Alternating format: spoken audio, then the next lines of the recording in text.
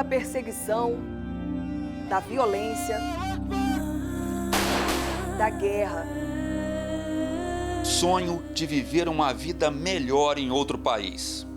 Pesadelo de chegar a outro lugar e sofrer preconceito, discriminação e exclusão.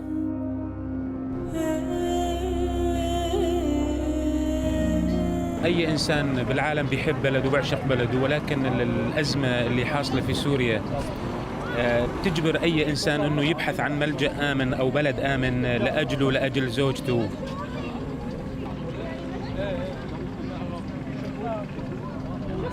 لأجل أطفاله. Hoje começamos o interesse público com essa triste realidade para milhares de pessoas ao redor do mundo. Esse depoimento, por exemplo, é de um sírio que tinha acabado de chegar na Itália, fugindo da guerra no país dele. Realidade de quem se vê obrigado a deixar o país e tem a esperança de viver dias melhores em outro lugar.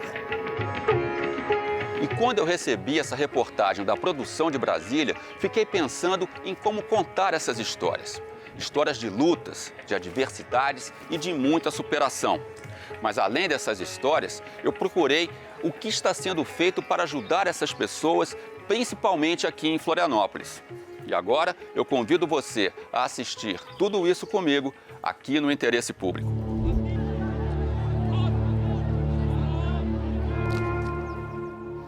Só neste ano, de acordo com a Agência da Organização das Nações Unidas para Refugiados, mais de 70 milhões de pessoas deixaram suas casas por força de guerras, violências e perseguições.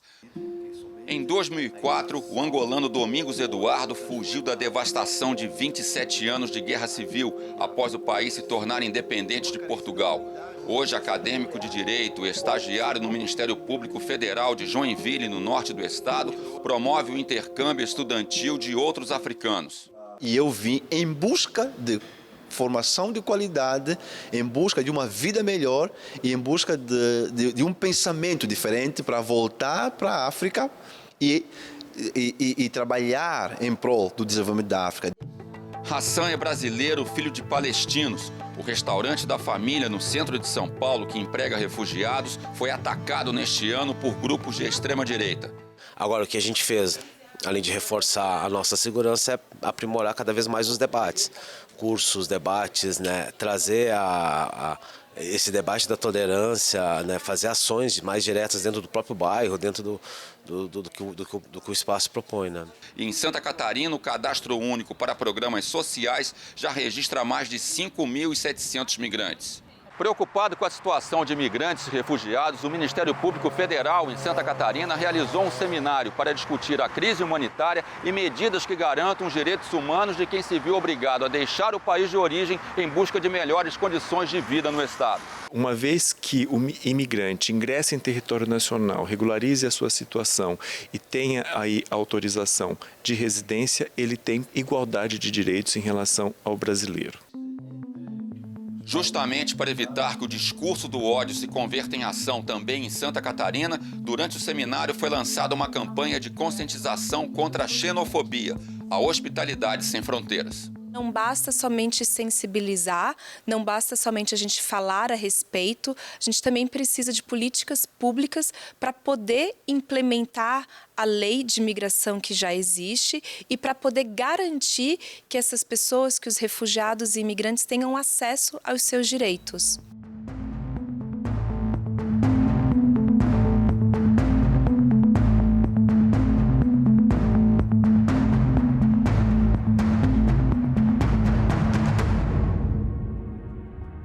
O interesse público está só começando. Fique com a gente.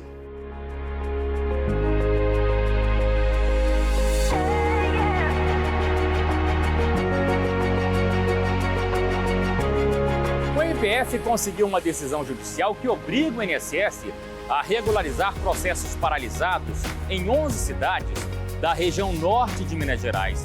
Em alguns casos, a demora passa de 13 anos. No Maranhão, o INPF defende consulta prévia a quilombolas afetados pela proposta de expansão do Centro de Lançamento de Alcântara. Cartilha que mostra como o cidadão pode fiscalizar os gastos públicos chega a Campina Grande, na Paraíba. Para os pacientes que viajam todos os dias em busca de tratamento, a paralisação das obras gerou e continua gerando prejuízos. Às vezes, por causa de uma hora, você deixa de ganhar uma vida. E se perde muita vida com câncer. E você fazendo o tratamento aqui, com certeza, muitas vidas serão salvas. O IP de hoje está começando e é agora.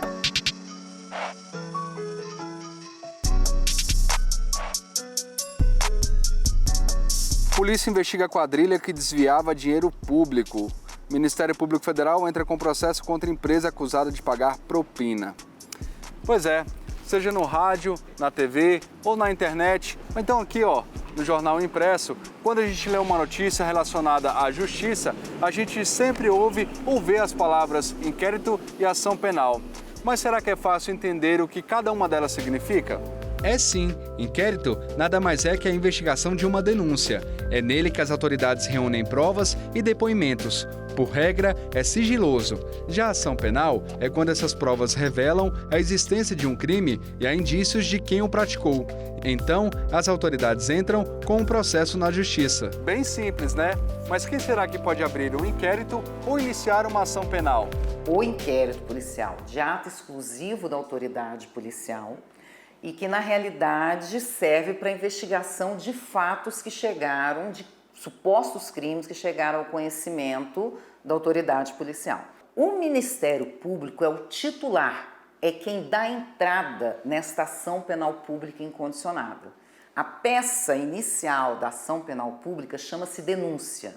Então, o Ministério Público, tendo elementos investigativos suficientes, geralmente isso é feito através do inquérito policial, ele junta o inquérito policial, ele propõe ação penal pública incondicionada. Agora que a gente já sabe, quando a gente ler ou escutar essas palavrinhas, vai ser muito mais fácil entender o assunto. Afinal de contas, conhecimento nunca é demais. Até a próxima!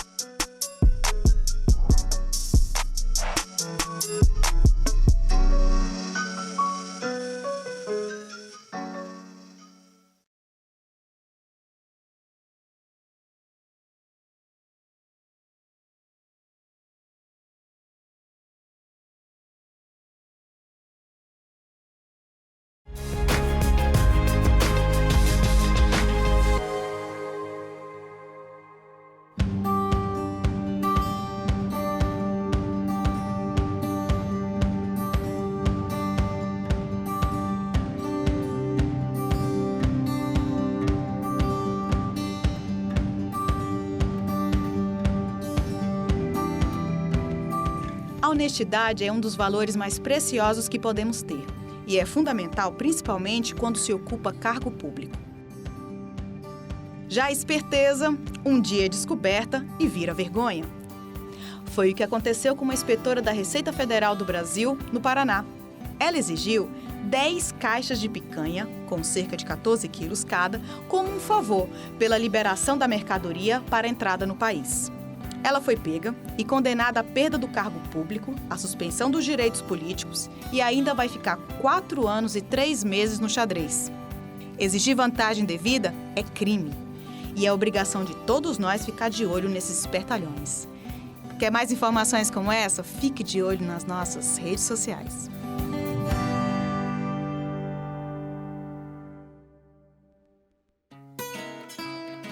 Você pode fiscalizar o uso do dinheiro público. Você sabia disso? Pois é, o MPF lançou a cartilha Cidadão em Ação, lá em Campina Grande, na Paraíba, que ensina a fiscalizar e onde denunciar. Quem acompanhou o lançamento foi o Rafael.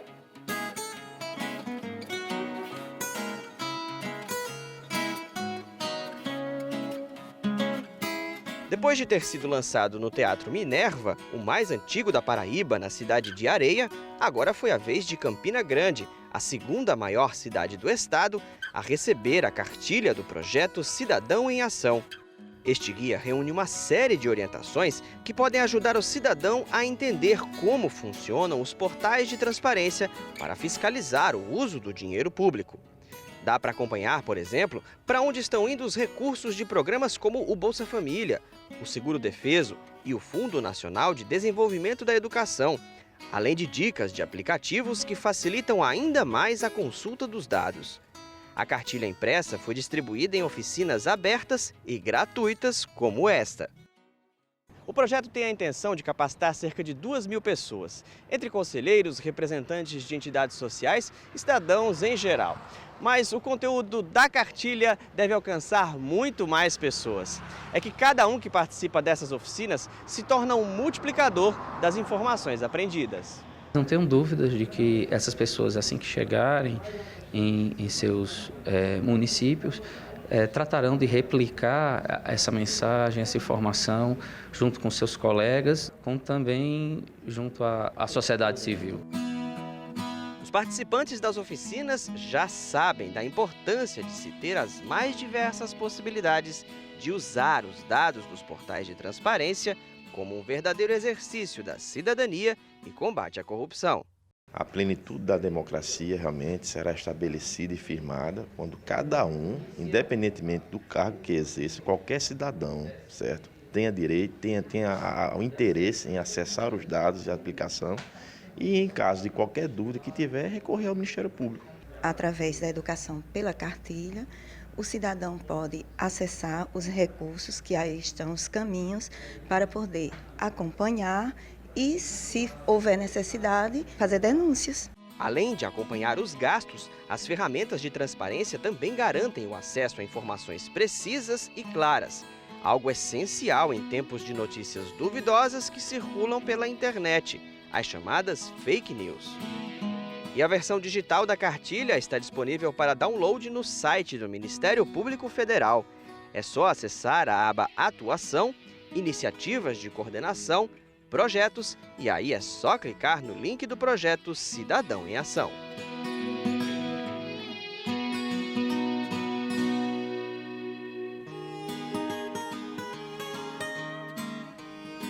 Legal, né? E eu, agora que também sou uma multiplicadora desse conhecimento, quero te lembrar que as denúncias podem ser feitas pelo aplicativo MPF Serviços, disponível para iOS e Android.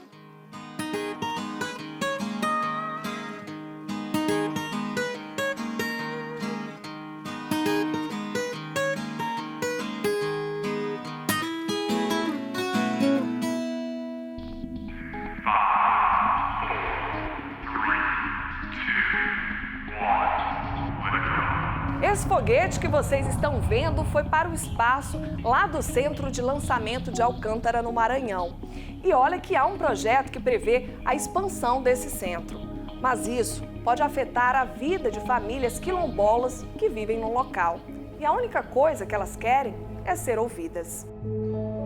Apesar de ter sido oficializado pelo INCRA em 2008 como território étnico de Alcântara, as famílias quilombolas vivem em constante ameaça de perder o direito à terra por causa da instalação do Centro de Lançamento de Alcântara. A escolha do município para a construção do CLA aconteceu por sua posição geográfica privilegiada, próxima à linha do Equador. Na prática, para os alcantarenses, a sensação é que eles vivem em mundos paralelos de uma mesma região. Há duas diferenças aqui em Alcântara, ou até a gente diz assim, duas sedes de município. Uma coisa é a sede do CLA e outra é a sede do município de Alcântara. Lá eles têm hospital, têm ambulância, têm o avião, têm tudo. Aqui não tem nada. Mamuna é o povoado do litoral mais próximo da proposta de expansão, com uma praia paradisíaca, quase intocada, e o modo de vida simples é o paraíso de seu Cipriano. Foi aqui que ele nasceu e não pensa em sair. Quem que quer sair de um paraíso desse? Eu com 70 e poucos anos nascido e criado aqui, eu não quero. Enquanto os quilombolas aguardam as informações sobre o acordo, Dona Maria se apega à esperança de não ser arrancada de sua casa. O que a gente não quer é expansão. Tirar esse mundo, nós e as outras famílias das nossas comunidades que nós vivemos. Você sabe que uma vez perguntaram para mim, quanto que vale a tua casa? A minha casa não tem preço. A minha casa é minha liberdade.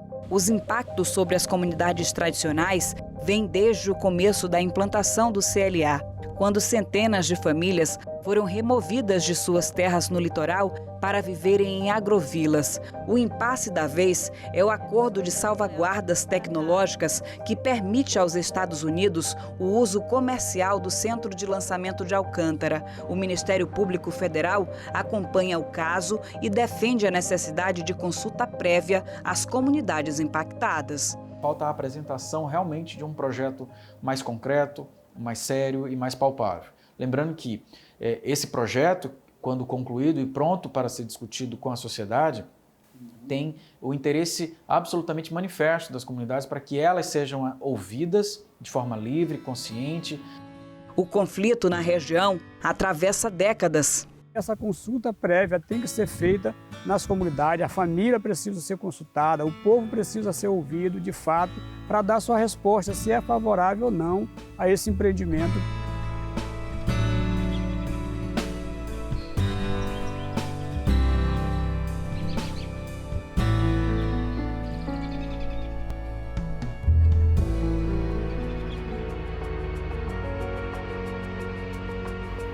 A seguir, a dificuldade de pessoas que lutam contra o câncer em Nova Friburgo, no Rio de Janeiro. Às vezes, por causa de uma hora, você deixa de ganhar uma vida e se perde muita vida com câncer.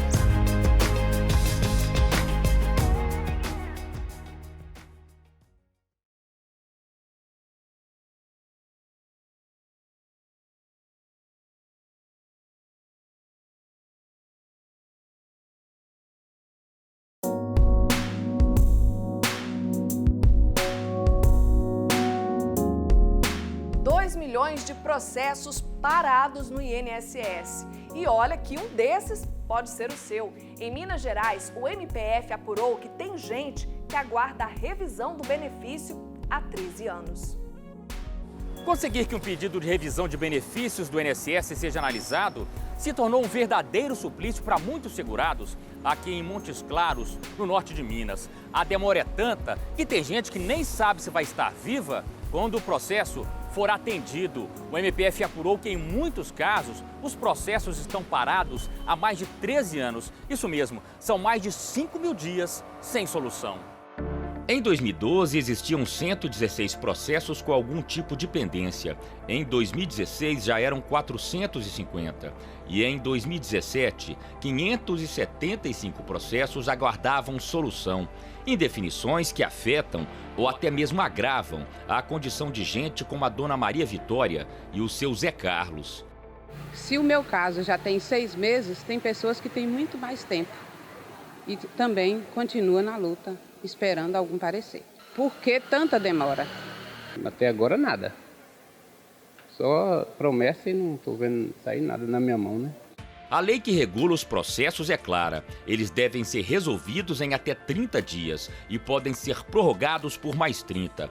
Já uma norma do Ministério da Previdência estabeleceu prazos de até 30 dias para cumprimento de diligências e de 45 dias para a conclusão dos pedidos de revisão de benefícios. No ano passado, o MPF ajuizou uma ação para que o INSS regularize os processos em Montes Claros. Agora, a Justiça Federal atendeu ao pedido e determinou que o Instituto coloque as pendências em dia. Em 45 dias, apresente todos os casos que se enquadram nessas situações de atraso e, num prazo de 90 dias, aprecie todos esses casos. A lentidão na análise dos processos na região de Montes Claros é um reflexo do que acontece em todo o Brasil. De acordo com o próprio INSS, são quase 2 milhões de processos sem solução há mais de 45 dias. O André foi diagnosticado com câncer de próstata em 2018. Teve que parar de trabalhar e hoje faz radioterapia. Nós vamos acompanhar agora mais um dia na luta dele para conseguir uma resposta sobre a concessão do auxílio-doença. Mesmo debilitado pela doença, o André encara o trajeto de 45 minutos da casa dele até a agência do INSS no centro de Belo Horizonte. Nós não conseguimos filmar dentro da agência, mas o André continua sem resposta sobre o auxílio-doença. Por não ter uma fonte de renda, eu dependo do auxílio. Até então, eu já estou com 40 anos de contribuição praticamente, eu usei os benefícios nenhuma vez ao longo desses anos todos. E agora que eu preciso, o INSS diz que não.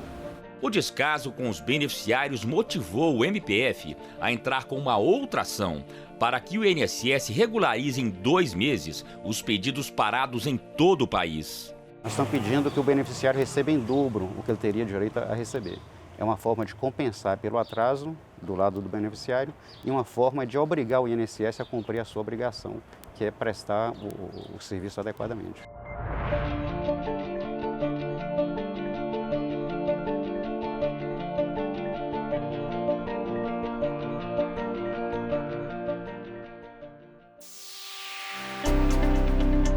Olá para você que acompanha o Interesse Público. Está na hora de ficar por dentro de tudo que aconteceu essa semana no Ministério Público Federal. Está no ar, Redação MPF. Em Pernambuco, 15 pessoas foram denunciadas por envolvimento em fraudes, organização criminosa e desvio de verbas públicas em licitações para a realização do São João do Vale em Petrolina em 2012 e 2013. O ex-prefeito Júlio Lócio Macedo é considerado o líder do esquema. O prejuízo aos cofres públicos ultrapassam 5 milhões de reais. Passando para a saúde, o Ministério Público Federal em Corumbá, no Mato Grosso do Sul, recomendou à Santa Casa do município que adote providências para dar transparência e melhorar a gestão da unidade hospitalar. Para o MPF, os 2 sistemas informatizados que gerenciam as atividades do hospital não são adequadamente alimentados. E isso dificulta a realização de controle técnico e social e restringe o acesso às informações referentes às aplicações de recursos públicos. Com esse último destaque, a Redação MPF de hoje fica por aqui. Você pode acessar o nosso portal nesse endereço que aparece aqui na sua tela e conferir sobre a atuação do MPF. Semana que vem estamos de volta.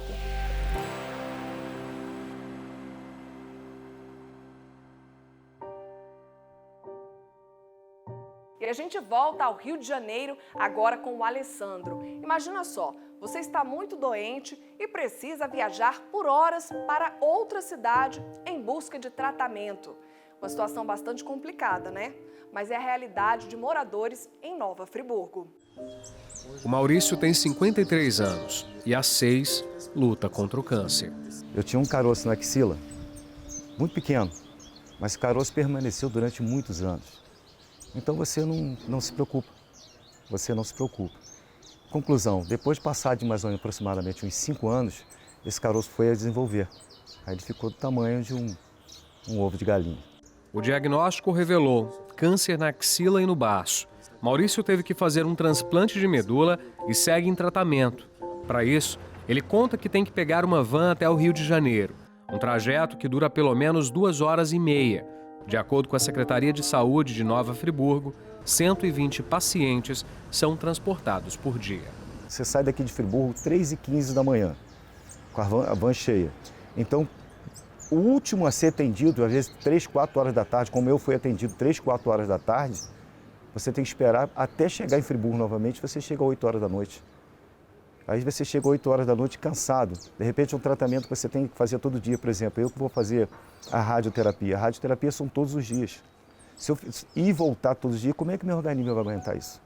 Além da dificuldade enfrentada pelos pacientes, esse transporte tem por ano um custo estimado de R$ 720 mil aos cofres públicos. Mas tudo podia ser bem diferente se o Hospital do Câncer em Nova Friburgo estivesse funcionando. O projeto inicial prevê 200 leitos, 300 atendimentos por dia, 4.000 cirurgias por ano. Mas as obras por aqui estão paradas desde 2016. De acordo com a Associação de Moradores do município, o problema teria começado com a falta de repasses de verba do Estado do Rio de Janeiro. O contrato entre Estado e União previa um repasse de R$ 49 milhões do Ministério da Saúde, além de quase R$ 10 milhões por parte do governo do Rio. Com o canteiro de obras parado, o local já foi alvo de vandalismo, furtos de materiais e até incêndio. A gente espera esse hospital funcionando para atender a população que horas e horas dentro de uma van, indo para o Rio de Janeiro ou para outros locais, passando as dificuldades, e nós temos condições de estar aqui atendendo as pessoas aqui no hospital. Para evitar mais danos e prejuízos, os moradores fizeram um abaixo-assinado, que já conta com mais de 100 mil assinaturas. Diante da situação, o Ministério Público Federal entrou com uma ação civil pública pedindo a retomada das obras do Hospital do Câncer em Nova Friburgo. Segundo o MPF, o pedido de tutela provisória de urgência feito à Justiça Federal pede para que o governo do Rio e o Ministério da Saúde apresentem um plano de conclusão da obra. A Justiça determinou que seja feita uma audiência de conciliação entre o Ministério da Saúde e a Secretaria Estadual de Saúde do Rio de Janeiro para resolver o problema. A intervenção do Judiciário nesse momento não é para se substituir ao Poder Executivo, não, mas é para cobrar que ele implemente aquilo que ele já iniciou. Para os pacientes que viajam todos os dias em busca de tratamento, a paralisação das obras gerou e continua gerando prejuízos. Às vezes, por causa de uma hora, você deixa de ganhar uma vida. E se perde muita vida com câncer. E você fazendo o tratamento aqui, com certeza, muitas vidas serão salvas.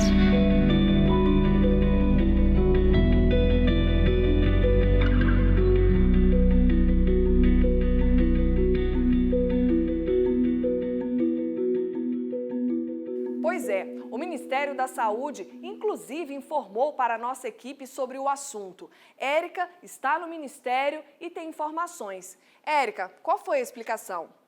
Em 2012, o Ministério da Saúde fez um contrato com a Secretaria Estadual para a construção do hospital. Segundo eles, o contrato previa um repasse de 49 milhões de reais pelo governo federal e de 9 milhões e 800 mil pelo estadual. Mas como as obras não tiveram início, o contrato foi rescindido em 2017. Assim, o Ministério da Saúde não fez o repasse do dinheiro ao governo estadual. Nossa, parece que a gente viajou o Brasil todo no programa de hoje, né? Participação de vários estados aqui com a gente. E veja um pouquinho do que preparamos para você no próximo IP. O interesse público está em Patos, no sertão da Paraíba, para mostrar como uma cidade com mais de 100 mil habitantes tem dificuldade de lidar com o problema do lixo. O município convive com frequentes queimadas que colocam em risco a população e as pessoas que tiram daqui o seu sustento. Esse é o Interesse Público. Muito obrigada pela sua companhia. Ao longo da semana, a gente se encontra lá no nosso canal do YouTube. Para se manter atualizado sobre as notícias do MPF, acesse o nosso site e também o nosso Facebook. E semana que vem, a gente tem encontro marcado aqui. Eu te espero. Até lá!